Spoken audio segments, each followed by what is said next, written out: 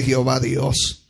Entonces Uzías, teniendo en la mano un incensario para ofrecer incienso, se llenó de ira, y en su ira contra los sacerdotes, la lepra le brotó en la frente, delante de los sacerdotes en la casa de Jehová junto al altar del incienso.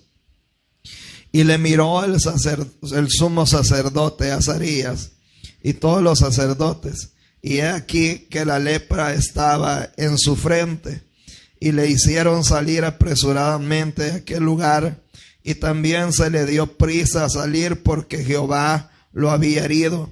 Así el rey Uzías fue leproso hasta el día de su muerte, y habitó leproso en una casa apartada, por lo cual fue excluido de la casa de Jehová.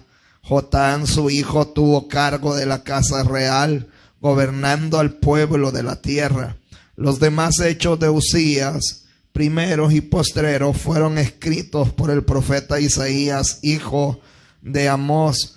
Durmió Uzías con su padre, y lo sepultaron con sus padres en los campos de los sepulcros reales, porque dijeron: leproso es. Y reinó Jotán su hijo en el lugar suyo. Padre, gracias por tu palabra. Tu palabra es fiel y verdadera y digna de ser escuchada y recibida por todos. Te pedimos, Señor, que nos hables esta gloriosa y bendecida, Señor, noche. Dios, abre nuestro corazón, nuestro entendimiento, nuestra mente, Dios, nuestra mente que sea receptiva a tu palabra. Solamente quiero ser el instrumento que tú ocupes, Dios, para transmitir el mensaje. Dame palabras entendidas, Señor, para poder, Señor, basarme en tu palabra. Padre, que tu Espíritu Santo dirija cada una de mis palabras, Dios, a los corazones que han venido, conforme es la necesidad que tú conoces que tu pueblo tiene. Háblanos, Dios, esta noche, en el nombre de Jesús. Amén y amén. Bien. Bien, hermanos, quiero hablar acerca de este rey Uzías. Yo creo que todos hemos oído en algún determinado momento de él. Y pues tiene dos facetas. Uzías, el rey Uzías, tiene la parte donde él desde muy temprana edad empezó a liderar la nación, pero también tiene la otra parte de que al final de su reinado él terminó mal. Así que en ocasiones usted va a oír hablando a muchos predicadores acerca de la parte inicial del reinado, porque Dios lo usó de una manera sobrenatural. Pero lo que nos enseña el rey Uzías no es como que hay que iniciar bien. Sí, está bien, hay que iniciar bien, pero hay que terminar bien. Y lo más difícil a veces no es solamente iniciar. Iniciar, cuando uno inicia cualquier proyecto o algo dentro de la obra de Dios, todo inicia bien, porque tenemos las expectativas de hacer lo mejor para Dios y de hacer todo lo que esté a nuestro alcance, ya sea en lo material o ya sea en lo espiritual. Todo es así en la vida. Cuando usted empieza a trabajar por primera vez en un trabajo, digámoslo así, hermano, los primeros días todo lo quiere hacer de la mejor manera. A pesar que a pasar el tiempo, uno como que va perdiendo eso, va entendiendo cómo funciona la cosa, se va ateniendo a muchas cosas. Porque todos en la vida a veces empezamos bien, pero acá dentro del Evangelio no es solo que tenemos que enfocarnos cómo empezamos, sino también cómo vamos a terminar.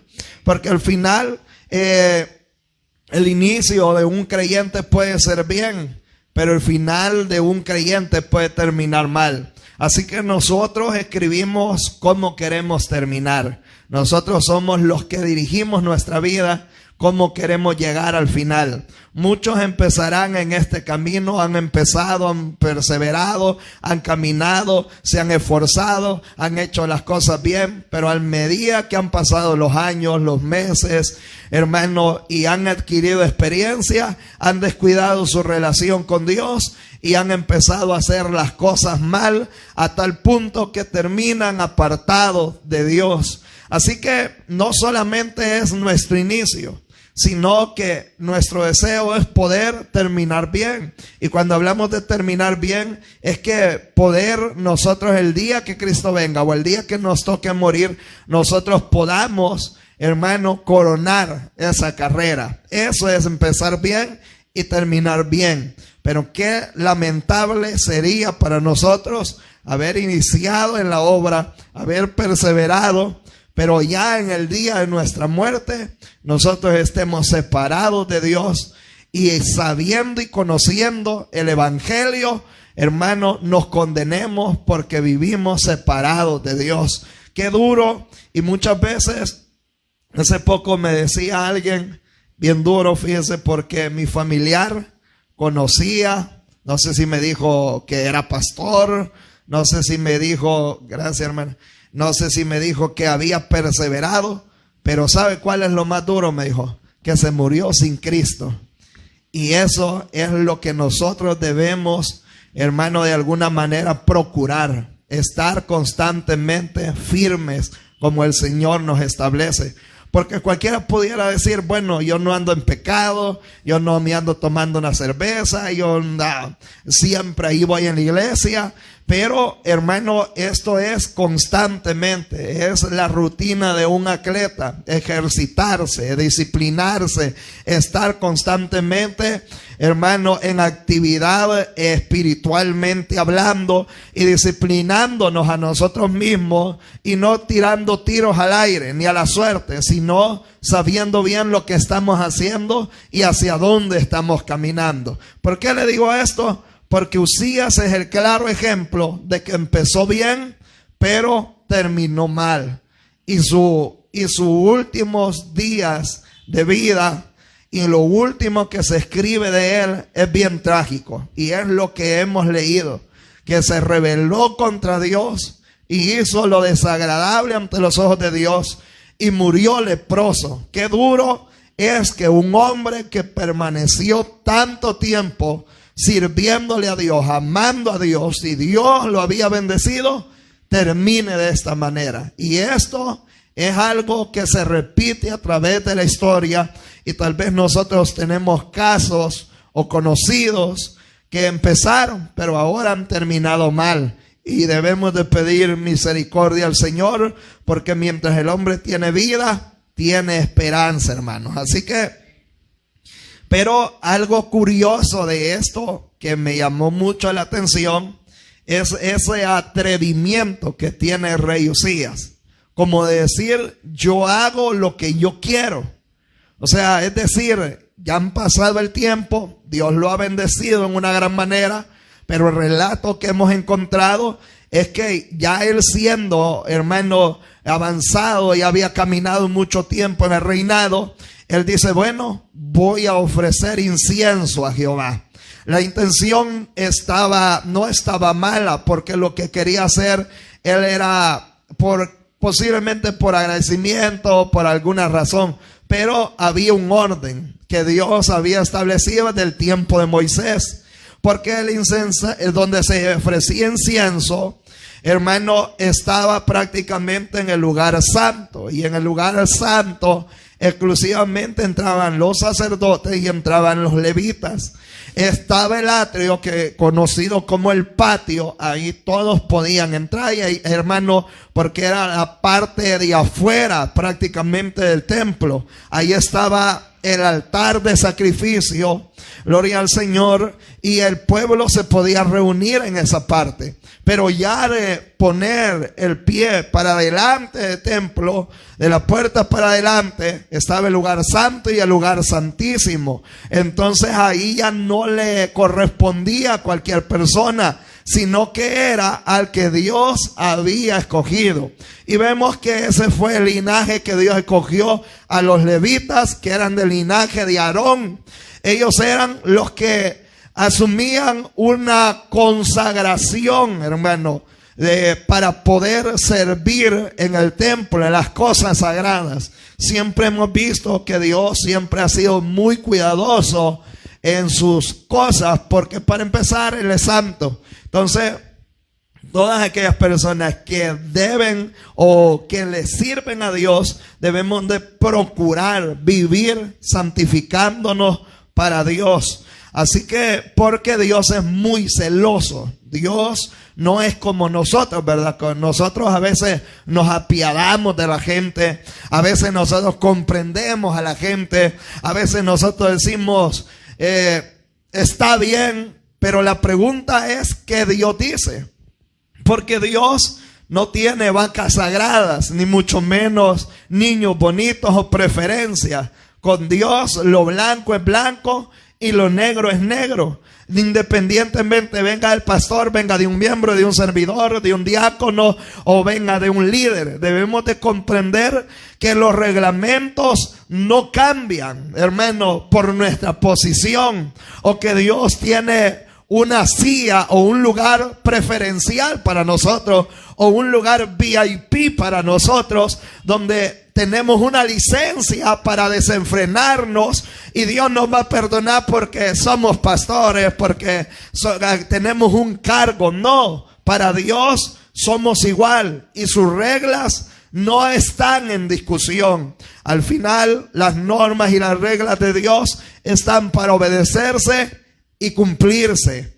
Así que lo que me llama mucho la atención es que este rey toma ese atrevimiento de hermano, tomar ese impulso y presentarse a recibir incienso a Dios. Y entra en el lugar santo como cualquier cosa, como que estaba entrando en su palacio, como que estaba entrando a cualquier lugar, como que él era el que Dios había indicado. Hermano, él como rey sabía, porque una de las ordenanzas, si usted no lo sabía, Dios le dijo a Moisés, y esto me gustó mucho cuando pasé por el libro de Deuteronomio, hermano, allí en alguna parte de Deuteronomio dice que cuando un rey entraba en su gobierno, es decir, era elegido, el trabajo de él, aparte de gobernar y todo, era volver a escribir un libro, hermano, de las leyes de Dios. No es que iba de alguna forma a hacer nuevas leyes, sino que, como acuérdese que antes, hermano, de alguna manera esto se iba escribiendo de libros en libros porque se iban desgastando. Entonces tenían que hacer una copia los reyes. Cada rey que entraba al gobierno, su mayor interés tenía que hacer una copia de las leyes de Dios. Y eso, hermano, era muy importante porque ellos conocían también las normas de Dios y ellos debían de conocer quién era Dios. Y ellos eran los principales ejes para acercar al pueblo a Dios, como tanto lo podían alejar como lo podían acercar.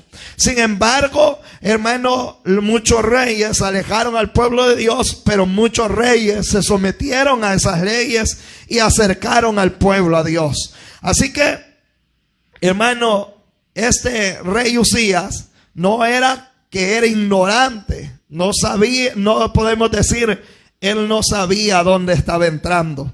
Él no sabía lo que estaba ofreciendo. Él no sabía lo que estaba haciendo. No, él no era ignorante. No desconocía que para empezar a los sacerdotes le correspondía ese trabajo. Segundo, que iba a entrar a un lugar sagrado, que él no podía entrar. Gloria al Señor. Y tercero, que el incienso solamente lo podían ofrecer los sacerdotes, no el rey. Y se tomó atribuciones que a él no les correspondía, y por eso es que el Señor actuó en consecuencia. Así que debemos de tener mucho cuidado muchas veces en tener esa frase, yo hago lo que yo quiero, porque muchas veces eso nos va a llevar a consecuencias más graves. Y fíjese que hoy vivimos en una generación que muchas veces quiere ser independiente. Y cuando hablamos de independiente, fíjese que si hablamos en lo secular, ser independiente tiene muchas ventajas, pero también tiene mayores compromisos.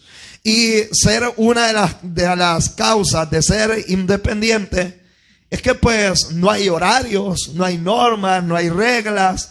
Por ejemplo, usted es independiente, paga su casa, llega a la hora que quiere, come a la hora que quiere. Cuando uno es dependiente de sus padres, se establecen ciertas normas. Entonces, por eso cuando los jóvenes entran a esa etapa de la juventud y entran a esa etapa de rebeldía, lo que ellos más desean es ser independientes.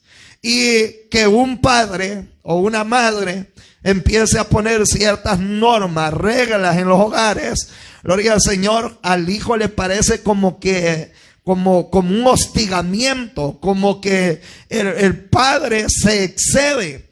Entonces ellos en su rebeldía prefieren ser independientes, pero no saben qué es lo que hay después de ahí para adelante. Hermano, porque no es fácil vivir afuera de la cobertura de un padre, porque cuando uno tiene padre o alguien que lo sostiene, pues normalmente pues el hijo pide y se le da. Pero cuando uno es independiente, uno no tiene a quien pedirle, sino que uno tiene que rebuscarse para ver cómo va a comer, cómo va a pagar el alquiler de la casa, cómo va a pagar la comida, cómo se va a comprar zapatos. Entonces, este tiempo en el que vivimos hay mucha independencia, gloria al Señor, por encima de la obediencia, porque mucha gente quiere ser independiente por no obedecer. Y eso es una de las generaciones que hoy estamos viendo. Y dentro de las iglesias se escuchan frases, y dentro de la sociedad se escuchan frases como: es mi vida, déjenme vivir como yo quiero. ¿Ya has escuchado eso? Yo hasta de cristiano he escuchado eso. Es mi vida, no se metan con mi vida. Los hijos también, hermano, a veces suelen decir esas palabras. Es mi vida, no me diga qué es lo que yo tengo que hacer, o cómo debo de hablar, o cómo debo de hacer esto. Y cuando escuchamos esas frases, siempre entendemos como que no quieren que les digamos nada, ¿verdad? Y esas frases muchas veces se oyen dentro de las iglesias, dentro de los cristianos. Que el pastor no me diga nada, es mi vida. Que mi esposo o mi esposa no me diga nada, es mi vida. Lo siento, porque ya no son dos, son uno. Gloria al Señor, ya no es como yo agarro o quiero o hago lo que yo quiera. Gloria al Señor, es verdad, hermano, empezamos a unirnos y somos uno. Así es que ya esa independencia dentro del matrimonio no funciona. Debemos de, hermano, ser dependientes uno del otro dentro del matrimonio. ¿Por qué? Porque nos complementamos, somos una ayuda idónea. Lo que a mí me hace falta, mi esposa lo tiene. Y lo que a mi esposa le falta, yo lo tengo. Y nos complementamos. Porque cuando hay independencia y cada quien toma por su lugar, toma sus decisiones, y una esposa o un esposo le dice a la esposa: esta es mi vida, no se mete en mi vida. Entonces ahí empiezan a haber problemas. Entonces, en el mundo espiritual también puede surgir esta situación, que muchas veces le podemos decir: esta es mi vida, Señor. Y tal vez literalmente no lo hacemos, pero en la manera en que vivimos, muchas veces le estamos diciendo al Señor: yo vivo mi vida como yo quiera. Y eso hay que tenerle mucho cuidado, porque ya nosotros no somos independientes, dependemos de Dios. Y Jesús dijo estas palabras, yo se las he repetido muchas veces, que le dijo a Pedro: Pedro, mira, cuando tú estabas joven hacías lo que querías, ibas donde quisieras, pero ahora te vas a aprender a sujetar, en pocas palabras. Y la sujeción empieza con obediencia a Dios. Recuerden, no podemos ser cristianos independientes, siempre debemos de ser dependientes de Dios. Pero para depender de Dios debemos de aprender también a obedecer a Dios. Porque desde el momento que dejamos de obedecer a Dios, nos volvemos independientes y tomamos nuestras propias decisiones y empezamos a hacer nuestra propia voluntad y empezamos a conducir nuestra vida como nosotros queremos y hacemos como nosotros decimos, no como Dios manda. Entonces son dos caminos, los cuales tienen dos finales, uno trágico, y si nosotros queremos ser dependientes de Dios, Dios nos va a bendecir. Así que hay frases como, es mi vida, nadie me dice qué hacer, yo sé cómo hacerlo, yo sé lo que hago. Mientras no le haga daño a nadie, dice mucha gente, yo sé lo que hago. Ese pensamiento también está dentro de la iglesia. Hay creyentes que dicen, yo sirvo a Dios como yo quiero. Pero no es que yo debo de servirle a Dios como yo quiero, sino como Él manda. ¿Estamos de acuerdo con eso, hermano? Muchos decimos, bueno, yo oro cuando tengo ganas. Vaya, eso es lo que yo digo. Pero ¿qué dice la Biblia? Orar sin cesar, orar en todo tiempo, orar y velar para no entrar en tentación. Hermano, y empieza la Biblia a hablar acerca de muchas cosas, y es ahí donde nuestra vida se puede ver confrontada, donde nuestra vida puede decir, bueno, yo oro cuando tengo ganas. Eso es lo que yo digo, pero la Biblia me manda a que yo debo de buscarle. Hermano, pero Dios nunca, sepa algo, Dios nunca ha bendecido una vida que es gobernada por su propio orgullo. Y el rey Uzías es el ejemplo perfecto de alguien que comenzó dependiendo de Dios, pero terminó dependiendo de sí mismo. El rey Uzías es el claro ejemplo. A los 16 años empezó en el reinado, muy joven. Dios lo usó de una manera poderosa, mientras dependió de Dios. Cuando él, después de pasar los años, terminó dependiendo de sí mismo. ¿Por qué? Porque empezó a violentar las leyes de Dios. Así que, ¿quién era Uzías? Para empezar, era rey. Él tenía 16 años cuando comenzó a reinar. Durante muchos años, el rey Uzías buscó a Dios bajo la dirección del sacerdote Zacarías. La Biblia dice que mientras buscó a Jehová, Dios los prosperó en una gran manera. Dios le dio victorias militares, construyó ciudades, fortificó Jerusalén, desarrolló agricultura, formó un ejército poderoso en Judá, y su fama llegó hasta los fines de la tierra.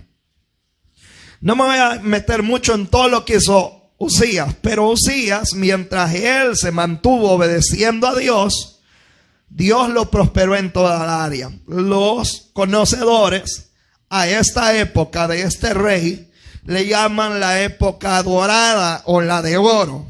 Era una época que Judá no vivía, hermano, gloria al Señor, desde los tiempos de Salomón. Es decir, que habían pasado muchos años que Judá no tenía esta prosperidad en todas las áreas.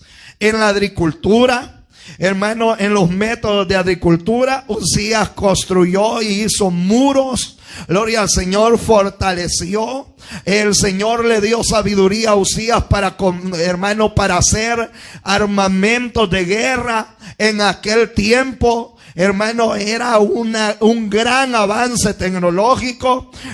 Hizo un ejército poderoso, fortaleció las ciudades, venció a los filisteos, hermano, cavó demasiados pozos porque él entendía que el agua era una de las cosas principales que necesitaba Judá. Gloria al Señor. Hizo esas máquinas de guerra que posiblemente lanzaban piedras, dicen algunos, y también, hermano, alguna máquina donde podían tirar más flechas. Gloria al Señor. Era una cuestión que Judá en ese tiempo estaba próspero en todo. Estaba creciendo en todas las áreas. Dios había bendecido a este rey a tal modo que su éxito era tan grande, hermano, que había economía, había prosperidad, había seguridad, había cultivo, no había escasez de agua, sus murallas bien edificadas, tenían armamentos, pero su fama llegó hasta los fines de la tierra en aquel tiempo, y todo parecía ir en ese tiempo perfecto.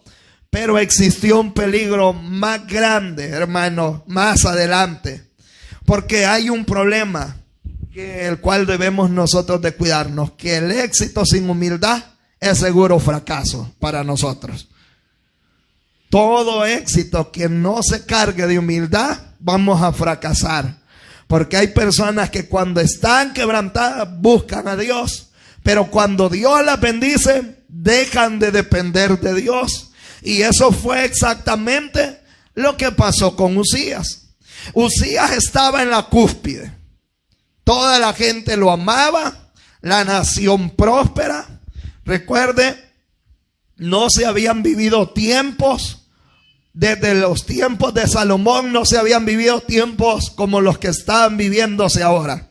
Tiempos dorados. Estaba la economía arriba, estaban los graneros arriba, la gente no se preocupaba, la gente no tenía deseo de emigrar a otros países, sino que se sentía bien en ese lugar, hermano, y todo estaba perfectamente bien. Pero ¿qué fue lo que pasó con Uzías? Que el éxito puede convertirse muchas veces en el mayor peligro. Y dice el versículo 16, mas cuando ya era fuerte, o cambiemos esta palabra como cuando Dios ya lo había bendecido en una gran manera, que tiene el mismo significado, su corazón se enalteció, pero se enalteció para su ruina. Así que cuando él ya observó que Dios ya lo había bendecido en gran manera, empezó a correr peligro él. Porque si observamos este texto, la caída no comenzó cuando él era débil o cuando él estaba desarrollando el reino. Comenzó cuando él se empezó a fijar que Dios ya lo había bendecido en gran manera. Y empezó a darse cuenta, hermano, que la fama se divulgaba, que tenía todo lo necesario, que era el rey que la nación deseaba. Gloria al Señor. Y muchas veces, hermano, nosotros no caemos cuando estamos limitados o cuando de alguna manera estamos débiles. El peligro es cuando nosotros estamos fuertes, de querer depender de nuestra propia fuerza. Y ese fue el peligro de Sansón, porque él dijo, bueno, Dios ya me usa. Él se confió y él dijo, siempre Dios me va a usar. Así que yo puedo desenfrenar mi vida, porque Sansón tenía un problema, y el problema de él es que era muy birriondo, o sea, era un hombre que tenía problemas morales. A él le gustaban demasiado las mujeres. El problema no era que le gustaran las mujeres, el problema era que él buscaba mujeres que afuera de su pueblo, que lo iban a llevar a grandes, hermanos, prácticamente perdiciones. Pero cuando Sansón se vio fuerte, Dios estaba con él, agarraba las puertas de la ciudad y las ponía en la cúspide de una montaña, vencía a 1000 filisteos con una quijada de un animal muerto. Él dijo, bueno, ahí fue el peligro, porque él también sintió que ya Dios lo respaldaba y se confió. Y entonces ahí vino su caída. Muchas veces nosotros también nos pasa lo mismo. Cuando empezamos a sentir que Dios nos tiene bendecidos, cuando empezamos a sentir que Dios nos está usando en una manera, en una área, debemos de tener mucho cuidado, porque entramos en un terreno peligroso. Porque, hermano, Uzías no cayó por la falta de bendición. Cayó porque dejó que la bendición alimentara su orgullo. ¿Y cómo es eso? ¿La bendición es mala? No, los malos somos nosotros. Porque muchas veces no entendemos que lo que Dios nos da es por su gracia. No es porque lo merecemos. Y cuando Pablo habla a la carta de los Corintios, que dice que nosotros somos una vasija de barro, que la excelencia del poder ha sido depositada en esa vasija de barro, para que la gloria no sea de la vasija, sino de aquel que puso la excelencia a ese poder. Lo que Pablo está queriendo decir es: recuerden, ustedes son frágiles, ustedes no son la gran cosa. Porque realmente en el tiempo antiguo las vasijas eran algo común, eran de bajo costo. Prácticamente las vasijas se ocupaban para todo, para echar harina, para echar, hermanos, supongamos los huevos, para echar aceite, para guardar dinero. O sea, las vasijas de barro eran algo común, de bajo costo. Y eso es lo que está diciendo Pablo. Recuerden, ustedes son frágiles. Con fragilidad las vasijas se pueden quebrar. Pero ¿qué los hace diferente a ustedes? Es que en ustedes está una excelencia de poder. Y eso debe de recordarnos a nosotros que nosotros somos frágiles y que no somos más que nadie. Aleluya, porque esto no es de nosotros, es el poder que Dios ha depositado en nosotros. Así que la gloria nunca debemos de querernos atribuir a nosotros, porque al final nosotros somos frágiles. Quien debe de llevarse toda la gloria es Dios. Así que no dejemos que lo que Dios ha depositado en nosotros nos lleve a alimentar nuestro orgullo, sino que digamos: bueno, Señor, tú me usas, yo siento tu presencia, tú me has bendecido con esto material, con esto, tú me has bendecido con esta habilidad, tú me has bendecido con una habilidad o con estabilidad, tú me has bendecido en esta área, en la otra. Que esto que tú me has dado no alimente mi orgullo, sino que siempre pueda poner mi rostro al suelo y poder entender que yo soy polvo y que todo te pertenece a ti. Esa es la actitud correcta. Así que Usías, cuando vio que era fuerte, que había sido prosperado, se enorgulleció. Y cuando hablamos de esto, hablamos de enaltecer su corazón, hablamos de orgullo.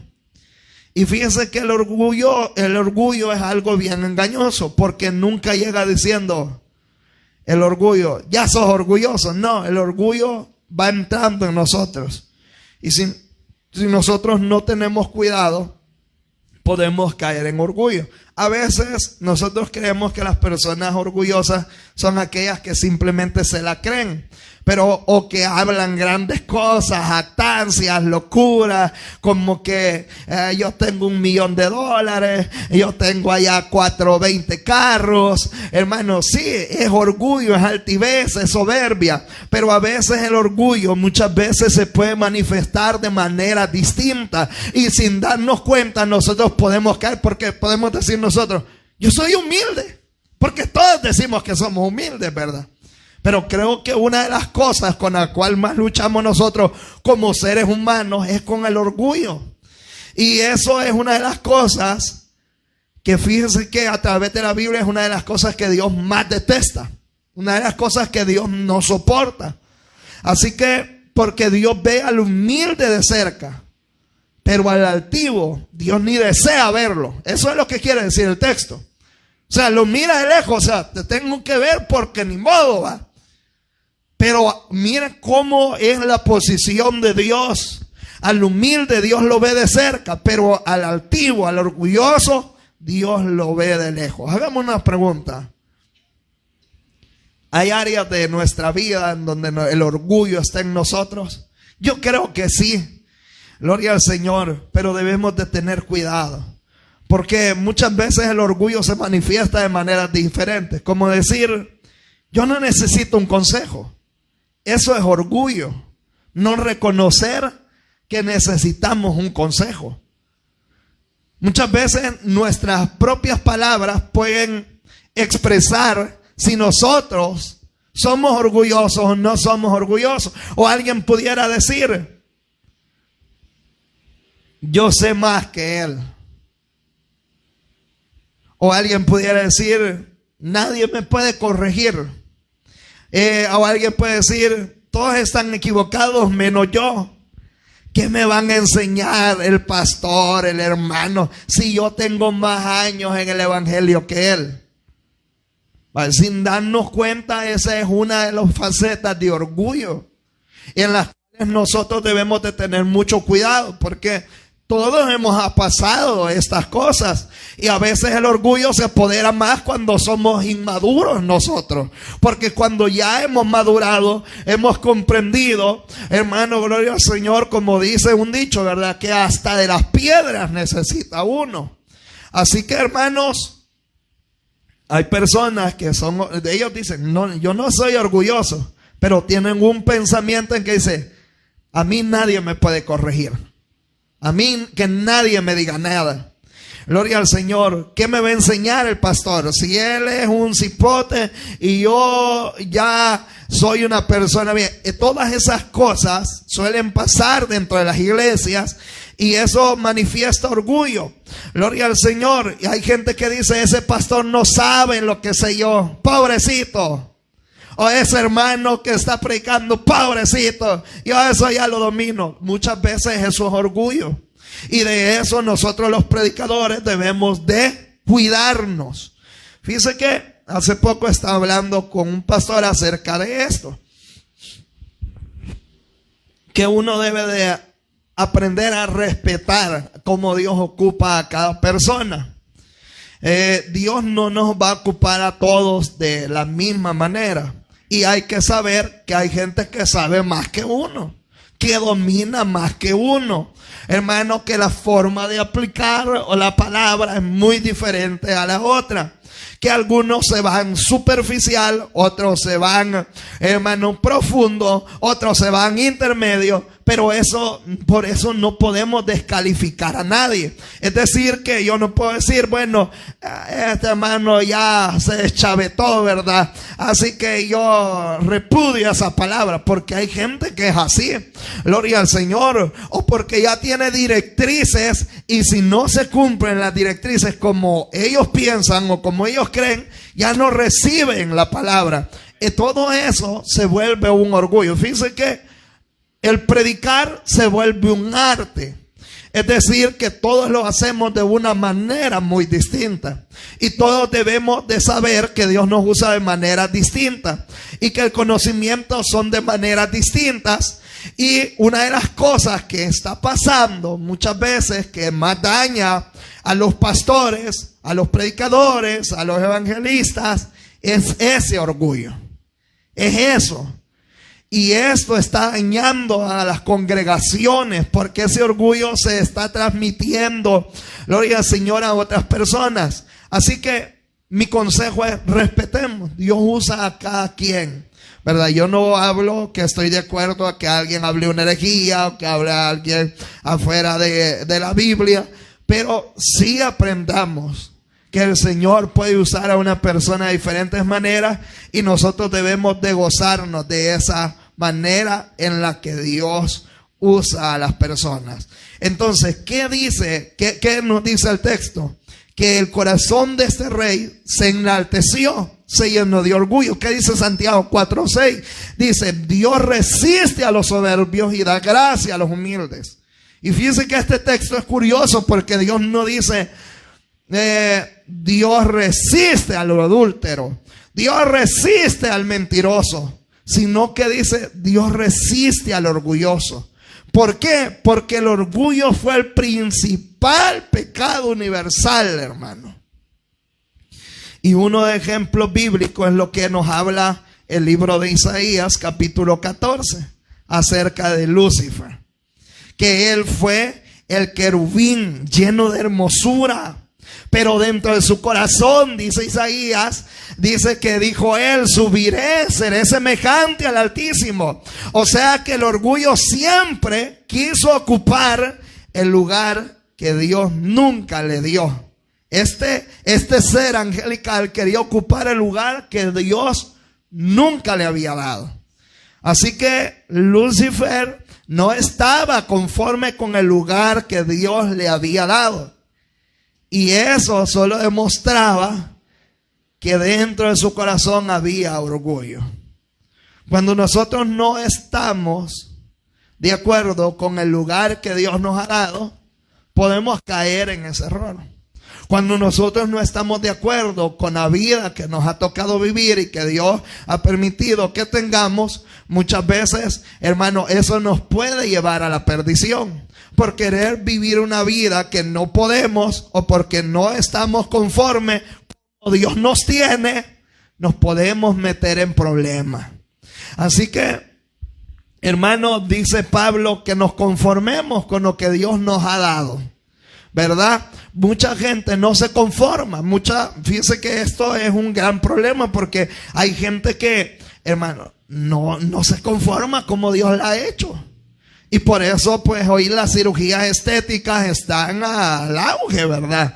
Ahora son miles de dólares para jalarse la cara, para reducirse la papada, para quitarse un par de, hermano, de grasa, para hacerse una liposucción, para hacerse los cuadritos, para hacerse la nariz remplingada. Gloria al Señor. Si no le gustan sus cejas, se las pueden mandar a hacer. Hoy, hermano, hay de todo. Si no tiene pelo, le ponen. Gloria al Señor. Y hoy hay de todo, pues, hermano. Hoy estas cosas. ¿Y por qué cree que estas cosas tienen éxito? Porque la gente no se acepta como es. No está a gusto como Dios la tiene. Y el que es bajo quiere ser alto, y el que es alto quiere ser, hermano, gloria al Señor, pequeño. Y el que es gordo quiere ser flaquito, y el que es flaquito come más para ser gordo, gloria al Señor. Y el que es joven quiere tener el DUI, y el que ya tiene el DUI quiere volver, hermano, a ser niño. Y así estamos, porque no estamos conformes como Dios nos tiene. Y eso, aunque usted no lo crea, es parte de un orgullo del hombre. Así que Lucifer no estaba conforme en el lugar que Dios le había dado. Aunque era un querubín de gran hermosura, honra, de privilegios especiales, permitió que el orgullo llenara su corazón. Y en lugar de adorar a Dios, quiso ocupar su lugar. Por eso dijo: subiré y seré semejante al Altísimo. El problema no fue que él quisiera crecer, sino que quiso una posición que Dios nunca le había dado. El orgullo siempre nos hace creer que merecemos más de lo que Dios nos ha dado. Yo merezco esto, no estoy conforme. Y eso mismo hizo Uzías. Dios lo llamó a ser rey, pero él quería actuar como sacerdote. No se conformaba con ser rey. Él dijo: bueno, yo soy el rey y a mí nadie tiene que decirme nada. Así que yo al templo entro a la hora que a mí se me pegue la gana. Vaya, Dios le pone un alto a Uzías. ¿Sabe? Con esto voy terminando. Hermano, porque creo que ya me puse y van a ser las 8 son ya. No, ya hermano, no son las 8. Pero el rey Uzías, Dios lo llamó a ser rey, pero quiso actuar como sacerdote. Así que el orgullo le hizo cruzar los límites al rey. Dios había establecido un límite. Él llega al templo, agarra el incienso, lo enciende en el lugar santo, y se vienen 80 sacerdotes detrás de él con gente fuerte, dice la Biblia. Y le dicen que lo que está haciendo es incorrecto. Lo reprenden. Pero mire cómo es el orgulloso. ¿Cómo agarró él la reprensión? Bravo, estaba enojado. Y fíjense que esa reprensión fue la gracia que Dios le estaba brindando a él. Porque si en ese momento él dice: hey, es verdad, ¿qué estoy haciendo? Y vuelve en sí: Señor, perdóname, me salgo y dejo esto, posiblemente la lepra no lo hubiera alcanzado. Pero ¿qué es lo que él dijo? Violentó el límite y dijo: bueno, yo soy el rey, yo puedo hacer lo que yo quiera, a mí nadie me debe de decir nada. Pero no hay nadie que esté sobre encima de Dios. Eso es lo que nos enseña él.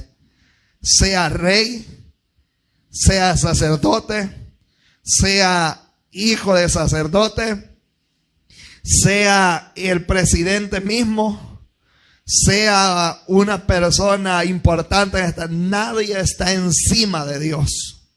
Y todos los que han atravesado ese límite que Dios ha establecido, Dios ha sido demasiado duro.